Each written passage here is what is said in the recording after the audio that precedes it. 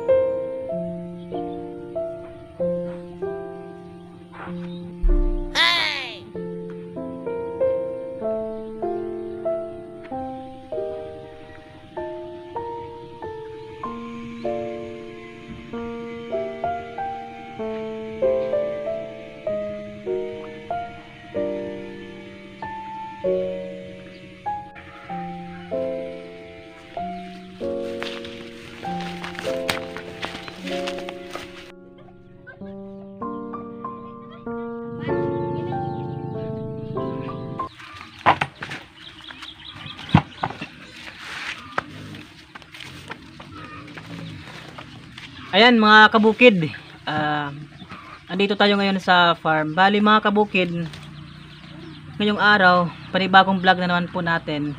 Ayan, so maraming salamat sa nanood sa ating premiere, yung naglinis tayo ng palayan mga kabukid. So since napag-usapan natin mga kabukid nung last na vlog natin na yung farm na lininis natin dyan, direct yung pagtatanim natin. So ibig sabihin, hindi na tayo magpupunla ng binhi dyan sa may palayan na may lininis natin mga kaibigan. So bale, ngayon meron kami ituturo sa inyo mga kabukid kung paano naman namin papatubuin yung binhi. Ayan, para sa pagsaboy natin dyan sa palayan. Ayan, so ibang proseso ito mga kabukid na nag-guide lang ako kanina ni Uncle. So i-apply natin ngayon mga kabukid. Sana maging tama yung proseso natin. So first time natin gagawin kasi mga kabukid yung direct planting. Ayan, so kasama ko si ate ko. Siya yung tutulong sa akin para maayos natin yung pagpapatubo po ng binhi dito sa ating palayan mga kabukid. Ayan, so medyo malayo-layo din yung linakaran natin mga kabukid. Ayan, so sana panoorin niyo ito hanggang sa huli mga kabukid para matutunan niyo kung paano magpatubo po ng binhi para sa direct na pagtatanim ng palay. Ayan, kung ready na kayo mga kabukid, so tara, simulan na natin. Let's go!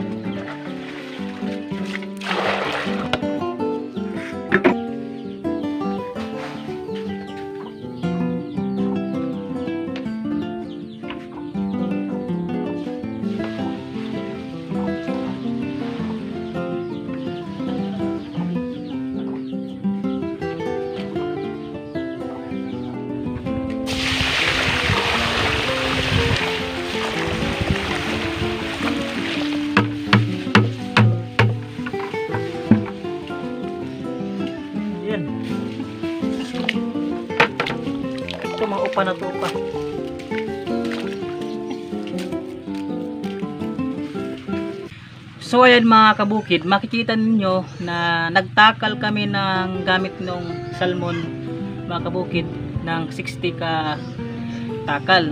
So yun ang gagamitin nating pangbinhi mga kabukid. Ayan. So ngayon, nakita ninyo mga kabukid, naglagay tayo ng binhi, ng ating ibibinhi dun sa dalawang planggana at lagyan natin ng dalawang balding tubig. Ayan. So hinati natin sila. Kasi ang purpose nun mga kabukid, para lumitaw yung yung upa. Ayan, mayroon kasi yung wala nang laman sa loob. Yan, epekto kasi yan mga kabukid ng nakarang ani natin na maraming upa mga kabukid, kumbaga apa, walang laman. Ayan, so para malaman natin, kusang lilitaw kasi yun mga kabukid, yung walang laman. Yung matitira, yun ang ibibinhin natin. So ayan mga kabukid, makikita natin, ayan, ito yung sinasabi ko mga kabukid na apa. Ito wala na kasi itong mga laman mga kabukid, so hindi na natin kailangan itong isama. Yan, kung makikita nyo mga kabukid, wala yung laman yan. So hindi na natin yan kailangan isama sa binhi. So kailangan tanggalan natin yan, i-separate na yan. Kung mapapansin ninyo sa ilalim, ayan, nandun sa ilalim mga kabukid yung ito yung nasa ilalim, yun ang ibibinhin natin. Yan, di ba? Kusang lilitaw talaga yan mga kabukid, yung mga walang laman, kasi magaan lang yan eh. Yan mapapansin mo dun sa ilalim mga kabukid, nandoon na. Yun ang magandang ibinhi mga kabukid. So tanggalin natin to, yan, para hindi na natin isama yan.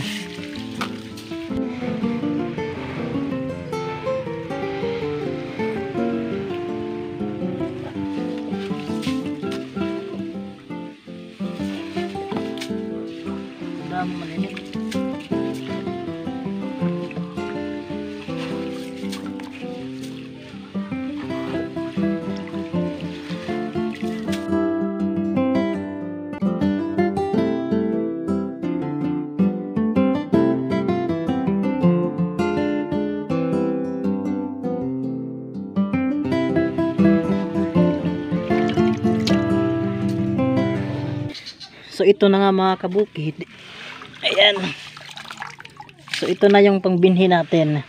So nakikita nyo na siya ng mas malinaw mga kabukid, kasi natanggal na natin yung ibang mga walang laman. So ayan, ito na. So malaki yung pinagkaiba niya mga kabukid. Ayan, mayroon mabigat siya. Ayan, so ito na yon.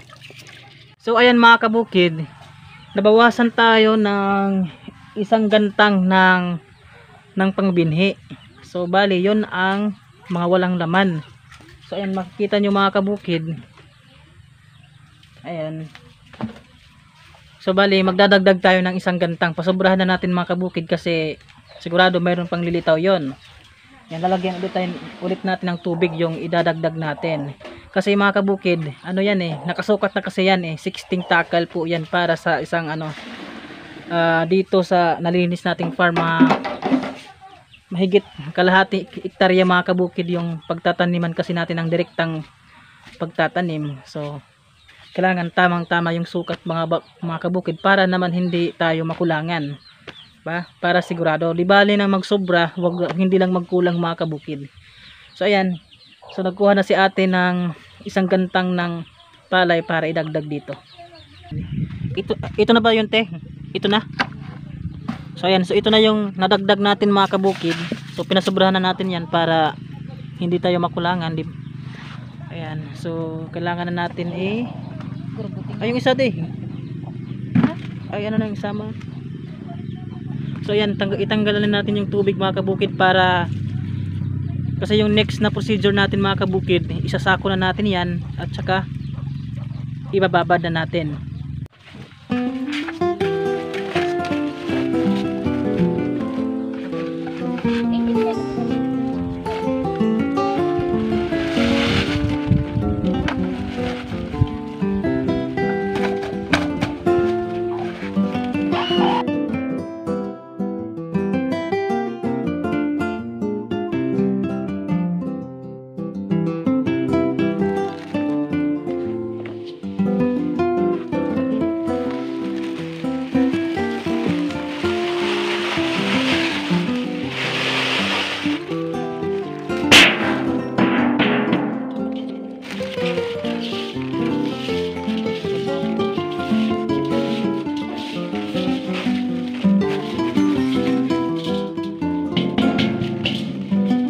ayan mga kabukid, nasako na din natin yung ating binhi, pang binhi. Ayan. Kasi mga kabukid, ang purpose yan para hindi siya magkalat doon sa loob. Kasi ibababad yan natin doon sa drum na may tubig. Ayan. Sa loob po yan mga kabukid ng isang araw. So bukas ng hapon mga kabukid, kukunin naman natin yan para i-ready na siya mga kabukid, para isaboy natin ng direkta doon sa ating palayan na nalinis. So ayan mga kabukid, ibababad na natin to. So tara.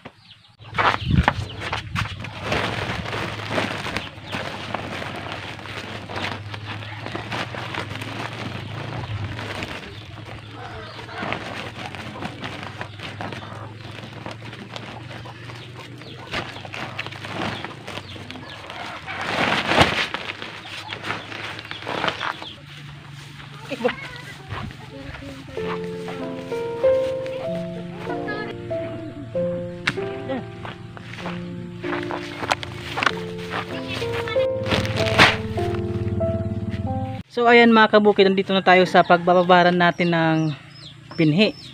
Ayan. So ito yung drum. So ibababad natin to mga kabukid ng isang araw. So bukas kukunin na natin to.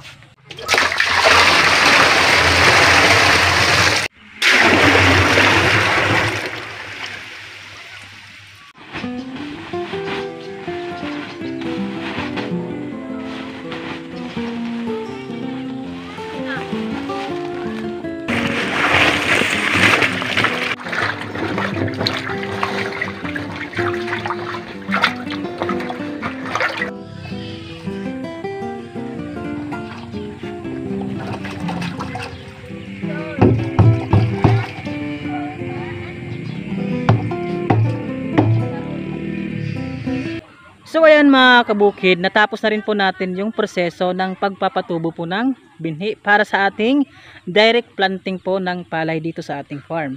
Ayan mga kabukid, ito na yung farm na nalinis din natin. So bukas ng hapon mga kabukid, kasi 24 hours yung pagbababad mga kabukid. So bukas, pagka next day mga kabukid, makapagsimula na rin tayo mga kabukid para pagsaboy dito. Ayan, isasaboy lang natin yan dito mga kabukid. Diretso na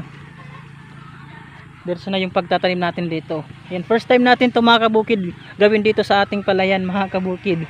So titingnan natin sa harvest, sa pag-harvest mga kabukid, kung ano yung magiging resulta sa ating direct planting. Yan, so mayroon naman tayong mga guide na sinusunod dito mga kabukid. Ayan, so pag maging maayos yung ating direct planting dito mga kabukid, for sure sa next season ng pagtatanim mga kabukid, ulit-ulitin din natin to.